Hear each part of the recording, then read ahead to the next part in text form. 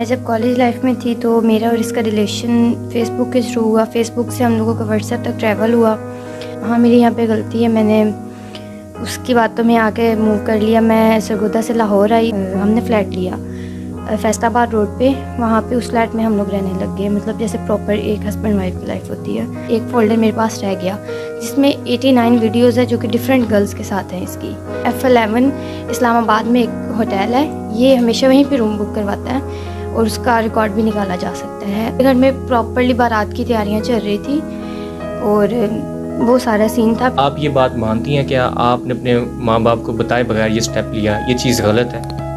मैं एक्सेप्ट करती हूँ, यहाँ पे मेरी गलती है। नाज़रीन, इस वक्त जो हमारे साथ एक लड़की मौजूद है, इनकी कहानी बहुत ही दर्दनाक है। जैसा कि आजकल दुआ ज़हरा का केस चल रहा है, लड़के जिस तरह से लड़कियों को ट्रैप करते हैं और उसके बाद उन लड़कियों के साथ निकाह करने के बाद छोड़ देते हैं, ये हमारे मुआशरे के लिए एक बहुत बड़ा अलमिया है, हमारे मुआशरे की एक नासूर बीमारी बन चुकी है। ये जो लड़की इस वक्त मौजूद है, इस लड़की ने एक लड़के के साथ मोहब्बत की शादी की और उसके बाद उस लड़के ने इस लड़की को धोखा दिया और इसका निकाह भी इसके पास मौजूद है और ये बेचारी अब उस लड़के को ढूंढ रही है। वो इसको छोड़कर फ़रार हो गया है और लड़कियों के चक्करों में चला गया है और ये लड़की उसको ढूंढ रही है कि वो मुझे मिले, या तो मुझे डिवोर्स दे या फिर वो मुझे एक्सेप्ट करे एज ए वाइफ। आइए इनसे पूछते हैं कि आखिर क्या वजह थी, इन्होंने शादी किस तरह से की, अपनी मर्जी से की, उस लड़के ने किस तरह से इनको ट्रैप किया। ये सारी कहानी इनसे जानते हैं। अस्सलाम वालेकुम जी, कैसी हैं आप? वालेकुम अस्सलाम। बताइएगा सिस्टर कि किस तरह से ये शादी आपकी हुई थी, किस तरह से मोहब्बत की शादी थी, उस लड़के ने किस तरह से आपको ट्रैप किया, सारी दास्तान नाज़रीन को सुनाइए। एक्चुअली मैं जब कॉलेज लाइफ में थी तो मेरा और इसका रिलेशन फेसबुक के थ्रू हुआ। फेसबुक से हम लोगों का व्हाट्सएप तक ट्रैवल हुआ। देन आफ्टर 4 to 5 मंथ्स हम लोगों ने मीटिंग प्लान की। ये ओकाड़ा से सरगोदा आया मुझे रिसीव करने। हम लोगों ने 2 मीटिंग्स की शादी से पहले। लास्ट वाली का मेरी फैमिली को आइडिया हो गया और मींस कि उन्होंने मेरा कॉलेज वगैरह बैन कर दिया। इसने कहा कि तुम अपनी फैमिली से डिस्कस करो। मैंने फैमिली से डिस्कस किया तो मम्मा ने कहा कि वो अहले तशी है और हम अहले सुन्नत है, so this relationship is not possible. So मैंने इसको इन्फॉर्म किया, इसने कहा नहीं ये ठीक नहीं है, नहीं भी मानते तो ना से तुम मूव कर जाओ। हाँ, मेरी यहाँ पे गलती है, मैंने उसकी बातों में आके मूव कर लिया। मैं सरगोदा से लाहौर आई। लाहौर जब मैं पहुँची तो सडनली मेरा पर्स गुम गया, तो इसने मुझे ऑनलाइन टिकट करवा के दी डेवो की। एंड देन मैं ओकाड़ा गई 27 मार्च को। 28 मार्च को हमारा निकाह हुआ। फिर केस वगैरह था तो उसकी वजह से मुझे कोई दिन दारुल मान रहना पड़ा। देन हमने फ़्लैट लिया फैसलाबाद रोड पे। वहाँ पे उस फ्लैट में हम लोग रहने लग गए, मतलब जैसे प्रॉपर एक हस्बैंड वाइफ की लाइफ होती है वो।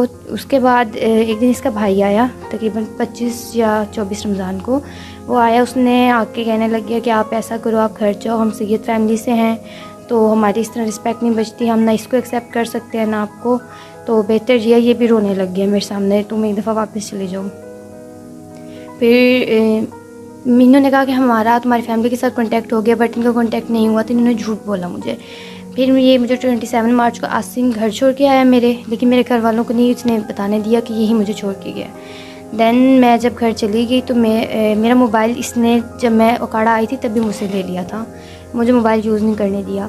इसने मेरे मोबाइल में अपना SD कार्ड डाला था जिसमें कुछ एक फ़ोल्डर मेरे पास रह गया जिसमें 89 वीडियोज़ है जो कि डिफरेंट गर्ल्स के साथ हैं। इसकी F11 इस्लामाबाद में एक होटल है, ये हमेशा वहीं पे रूम बुक करवाता है और उसका रिकॉर्ड भी निकाला जा सकता है। और मींस कि ये इसकी प्लेस है जहाँ पे ये सारी लड़कियों के साथ वहीं पे इसका रिलेशन होता है। तो फिर उन सब लड़कियों ने, मैंने एक्चुअली निकाहनामा पोस्ट किया हुआ था ट्रेंडिंग टिकटॉक पर, तो वहाँ पे इसकी जो सारी गर्लफ्रेंड इसकी मेरे साथ वीडियोस देखी, पोस्ट की। देन उन्होंने मुझसे कांटेक्ट स्टार्ट किया कि ये व्हाट्स द सीन। तो फिर मीन्स कि उसकी सारी गर्लफ्रेंड ने, क्योंकि मेरा अकाउंट पब्लिक था, प्राइवेट नहीं था, तो वो सब ने जब वीडियोस देखी तो उन्होंने मुझसे कांटेक्ट करना शुरू कर दिया। मैंने डायरेक्टली बताया हाँ भी मेरी शादी हुई है, हस्बैंड है मेरा। तो जब इसने ये सब देखा कि मतलब ये इसका वो सीन ख़राब हो रहा है, इवन कि जब मैं दारुल उमान में थी ये तब भी अपनी गर्लफ्रेंड से मिलने गुजरावाला गया, उसके पास मैं गई हूँ। मैं 2 दिन उस लड़की के साथ रह कर आ रही हूँ जब अब मैं घर से आई हूँ। तो उसने मुझे बताया कि हाँ जिस दिन तुम दारुल उमान में थी कि तब भी मुझसे मिलने आया हुआ था, और वही अपना उसका जो सीन होता है। देन मैं इवन कि जिस दिन से मुझे डिवोर्स थी उससे 1 घंटा पहले मेरी इससे कॉल पे बात हुई, हम लोगों ने प्रॉपर बात की, कोई ज़रा भी नहीं था मुझे आइडिया कि ऐसा भी कुछ हो सकता है। फिर ये तब वहीं पे F11 में था। F11 में जब था, इस साथ इसके वो लड़की ज़ैनब थी, इस्लामाबाद बहरिया से बिलोंग करती है वो, तो उसने मुझे इसके नंबर से कॉल की और गालियाँ देना शुरू कर दी। मैंने उस समय आके इसको ब्लॉक कर दिया कि ये क्यों गया उसके पास। मुझे ये था कि शायद ये घर जाएगा तो अपोलोजाइज़ कर देगा जो भी, लेकिन 2 दिन हो गए ना इसने अनब्लॉक किया ना मैंने। फिर मैंने इसे टिकटॉक पे एक मैसेज किया मुझे अनब्लॉक करो, तब इसने कहा नहीं मैंने डिवोर्स दे दी है और अब तुम्हारा मेरा कोई सीन पॉसिबल नहीं है। फिर मैंने पूछा भाई मेरी गलती क्या थी, तुम लोग तो मतलब मेरे घर में प्रॉपरली बारात की तैयारियां चल रही थी और वो सारा सीन था। फिर जब मतलब कोई एक्सपेक्ट ही नहीं करता था कि ऐसा भी कुछ हो सकता है, हम लोग घर शिफ्ट करने वाले थे वहाँ से, और फिर जब ये सीन हुआ तो मैं मम्मा पापा को नहीं बता पा रही थी कि इसने ऐसा कर दिया। जब मतलब मुझे कंफर्म हो गया देन मैंने घर से मूव कर लिया। इसकी मम्मा के इनके जो मतलब इसके मम्मा पापा का घर है, मैं वहाँ गई, मैंने उनसे डिस्कस किया।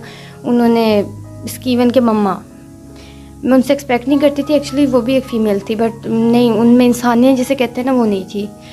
उन्होंने मुझे धक्के दे के घर से निकाल दिया, नहीं हम लोग तुम्हें एक्सेप्ट नहीं करते, हमने उसे भी घर से निकाल दिया। लेकिन एक्चुअल में वो घर से नहीं गया था। मैंने बाद में काफ़ी बार पता करवाया, वो शॉप पे जाता रहा, लेकिन जब उसे आइडिया हुआ कि मैंने उस पर नज़र रखी हुई है तब उसने शॉप पे आना बंद कर दिया। और इसके भाई से मैंने कांटेक्ट किया, उन्होंने कहा कि हमने उसे जायदाद से आग कर दी है, वो हमारे साथ कोई कांटेक्ट में नहीं है, ये है वो है। लेकिन असल में ऐसा कुछ नहीं है, इसका भाई भी सारी इस गेम में था इन्वॉल्व, इसकी मम्मा इवन कि इसके पापा सब कुछ इन्वॉल्व थे। अच्छा, अब ये मुझे बताएं कि आपको डिवोर्स दे दिया उसने? देखें, डिवोर्स का नोटिस 24 आवर में रिसीव हो जाता है। ये बात उसने कब की कही हुई है, ईद के 5वें दिन की कि मैंने नोटिस भेज दिया, लेकिन वो नोटिस मुझे ना तब रिसीव हुआ।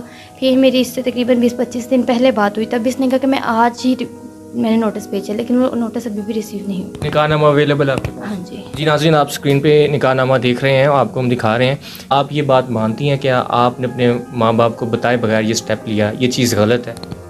मैं एक्सेप्ट करती हूँ, यहाँ पे मेरी गलती। तो अब घर आप क्यों नहीं जा रही? घर मैं गई थी डिवोर्स के बाद, मुझे पर्सनली सिस्टर्स ने कुछ डिस्कस किया मुझसे। मैं 4-5 दिन रही हूँ घर, मामा पापा ने एक्सेप्ट भी कर लिया था, लेकिन फिर जब मैंने अपनी सिस्टर्स की वो बातें सुनी देन मैंने वहाँ पे रहना मुनासिब नहीं समझा। मतलब घर वाले भी एक्सेप्ट नहीं कर रहे आपको? अब आप क्या चाह रही हैं? मुझे अपने फ्यूचर या कैरियर के रिलेटेड तो भी मैं कुछ भी नहीं कह सकती, लेकिन इस टाइम जो मेरे लिए बेसिक है वो आसिम पे मैं कंसंट्रेट कर रही हूँ। देखिए, उसने मेरे साथ, अच्छा चले मेरे साथ तो फिर भी निकाह किया था, लेकिन वो जो 9th क्लास की बच्ची है जिसको ये ऑलरेडी 5 बार यूज़ कर चुका है, अब भी उसके साथ रिलेशन में है, उसकी क्या गलती है? ठीक है, उनकी भी गलती है, वो इतनी भी बच्चियाँ नहीं, उन्हें पता है कि हम रात को बाहर जा रहे हैं, हमें रूम में लेके जा रहा है, यही सब होना है, उनकी भी यहाँ पे गलती है। लेकिन ये है कि उन सब से मैंने इसका कॉन्टैक्ट ख़त्म करवा दिया उन्हें रियलिटी बता के। फिर मैंने इसने मुझे पर्सनली मैसेज किया कि तुमने उन सबको मुझसे दूर करके क्या कर लिया है, दुनिया में कौन सा आखिरी लड़कियाँ थी, मैं और भी ढूंढ लूँगा। चैट अब भी मेरे पास है। फिर मैंने इसको मीडिया का कहा कि मैं तुम्हें मीडिया पे मिलूँगी, फिर वो कॉल भी मैंने रिकॉर्ड की है। तो इसने उसमें कहा मीडिया मेरा क्या बिगाड़ लेगा, पैसा बड़ा कुछ कर सकता है, कल तो बहुत दूर है, तुम आज शाम ही मीडिया पे जाओ। तो आप इसके ख़िलाफ़ सारे सबूत आपके पास मौजूद हैं, सारी चीज़ें अवेलेबल हैं, आप लीगल एक्शन क्यों नहीं ले रही? मैं लीगल एक्शन लेना चाहती हूँ, लेकिन मैं काफ़ी टाइम से कभी यहाँ कभी वहाँ, लेकिन अकेली लड़की की कोई भी नहीं सुनता, तो मैंने फ़र्स्ट ऑफ़ ऑल मीडिया की तरफ आना। नाज़रीन, आपने इनकी कहानी सुनी, काफ़ी दर्दनाक कहानी थी, लेकिन यहाँ पर एक बात मैं लाजमी कोट करना चाहूँगा कि जो बच्चियाँ अपने माँ बाप को बताए बगैर स्टेप लेती हैं, उनका आप हाल देख लें क्या हो जाता है कि ये जो लड़के हैं ये किसी का साथ नहीं देते, इनको ट्रैप करते हैं और ये बेचारी फिर इसी तरह अकेली रह जाती हैं। तो लड़कियों के लिए ये ख़ास पैगाम है कि ये इतना बड़ा स्टेप लेने से पहले एटलीस्ट सोचें, 100 दफ़ा